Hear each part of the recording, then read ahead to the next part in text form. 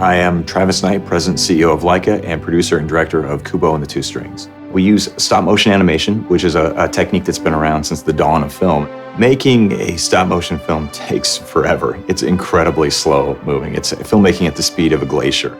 So it took us over 5 years to make this movie. Magic is not meant to be easy. You need to learn control.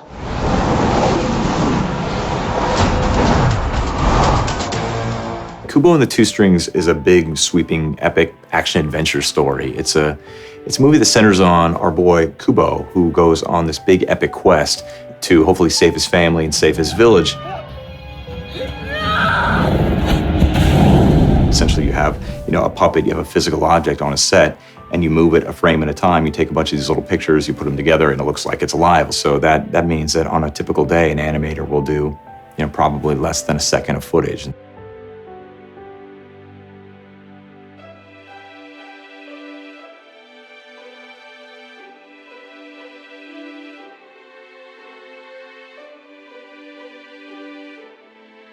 We had to use lots of weird materials in order to make it come to life. Well, on Kubo, his skin is made out of silicon, which has a very similar quality to human skin, the way it absorbs light.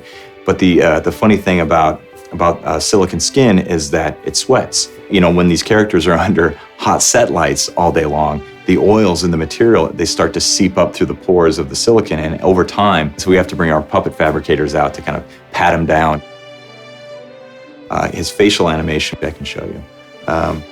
You can see anytime we want to change the expression of a character's face, we just take off his little wig, which is held together by magnets, and then we take the mask off, and you can see, I know it's kind of creepy, it looks like a Terminator robot, and you can see there's a bunch of little numbers and codes on the back, which essentially it's like a Dewey Decimal System. It's like a library code that you check a book out of a library, and we have thousands of these faces that anytime that we do a shot, we pick the faces that we want. And so for Kubo, he had 48 million possible facial expressions, which is way more than me. I have maybe 4 facial expressions.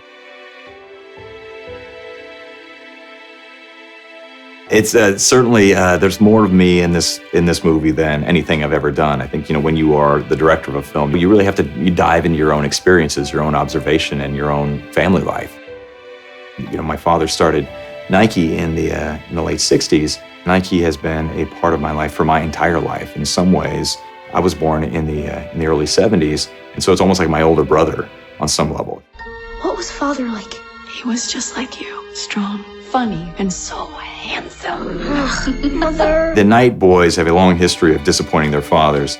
My grandfather, my dad's dad, he was a real upstanding member of his community. He was a lawyer, he was in the government, he was a publisher of one of Oregon's largest newspapers. When his son, my father, told him that he wanted to make fancy little running shoes for a living, it broke his heart. He thought his son was throwing his life away. But so I think fast forward 30 years, and I tell my father that I have a deep love for playing with dolls for a living.